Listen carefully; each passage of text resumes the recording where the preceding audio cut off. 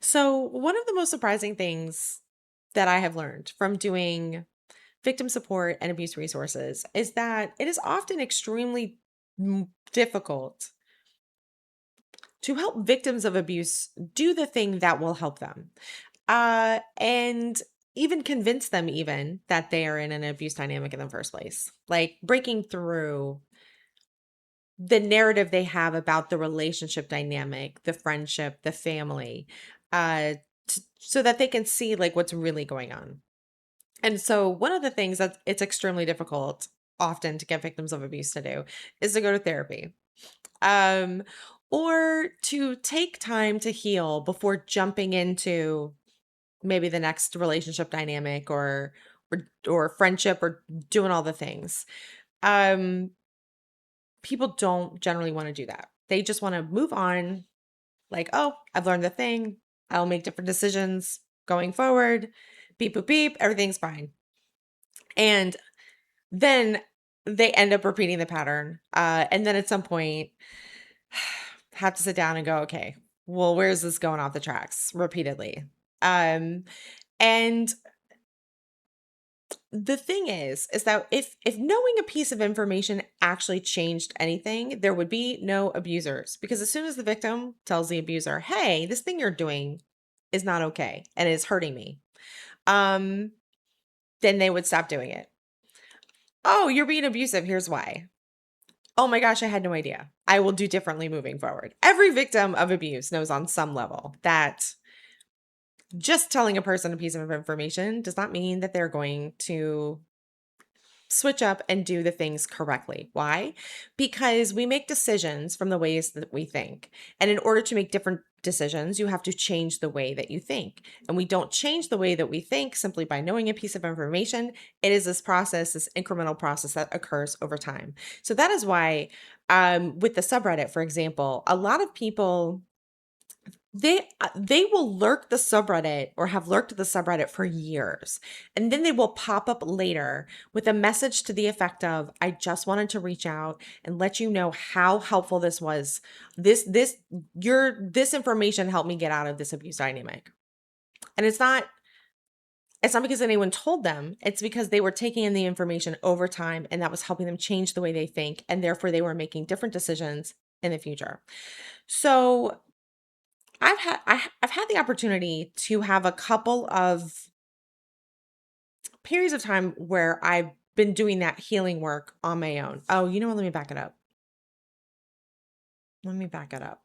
Okay, so when you're healing, you need time on your own and then you need time with people. The time with people is important because if you are surrounded with healthy people, they're going to reflect back to you the things that are correct about who you are so you can readjust from what all of the stuff that the abuser was telling you. They're going to accurately tell you things, and also positive things. And if maybe there's, some feedback, it will be delivered in a way that is not for the purpose of destroying your soul, and making you feel convicted with shame, but so that you can go, oh, okay, I have this area for improvement, right? It's growth oriented, it's not trying to overpower you. So the group situation actually can be very helpful. And but then sometimes we need to be on our own so that we can then learn to be the center of our own internal universe.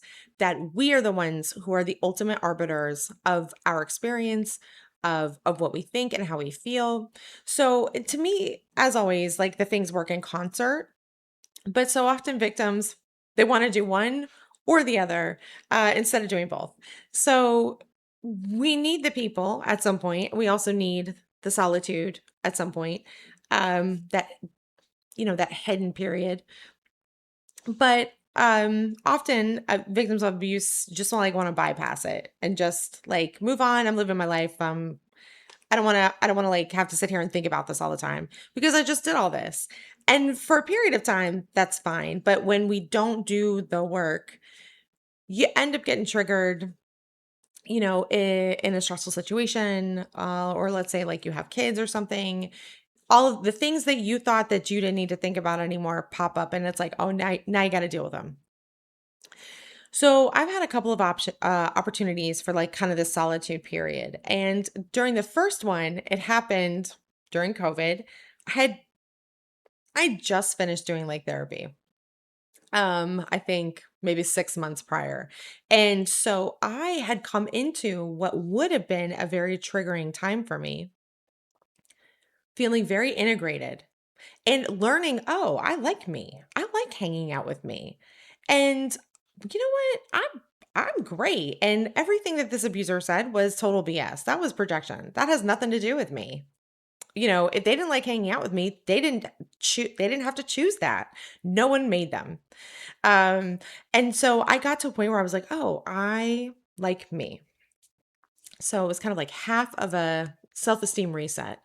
And then now I'm like going through this like new kind of solitude period, where I'm not really doing, like friend things. And it's now it's I guess the boundaries piece. It's paying attention to how I feel when something comes up, deciding whether or not it's for me, and like recognizing when my boundaries are being crossed. And so I didn't recognize at first that this was what was happening. But because I'm in this like period where I'm not really going out or doing anything, the boundary violations became so much more obvious because I'm not spread thin. I'm not overcommitting. I'm not over functioning. I'm doing a lot of like, self care. And a lot of the self care is positioning myself within myself. What do I like? What do I want to do? What choices do I want to make? Instead of feeling committed by other people or feeling committed by obligation. So there's a concept in the abuse community. It's called the fog, and there's actually a website. It's outofthefog.net, if I remember correctly. And the fog stands for fear, obligation, and guilt. And so this is the leverage that so many abusers and toxic people and users use to get people with, who are trying to be helpful, good, moral, ethical people, to get them into doing things that they wouldn't necessarily want to do. And one way also they do this is they get you to commit to a small thing. And then once you've committed to the small thing, they'll use that obligation. You committed to the small thing.